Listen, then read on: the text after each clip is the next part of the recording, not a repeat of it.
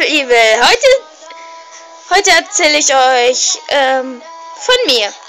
Ja, von mir.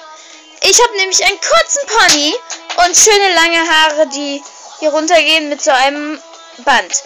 Dann habe ich ein Schlüsselohrring in weiß und ein Schloss in Herzform in Silber. Dann habe ich ein Kleid, das kann man hier abmachen, das überdeckt das soll schön aussehen. Und dann hat sie hier noch andere Hände, die sind so cool mit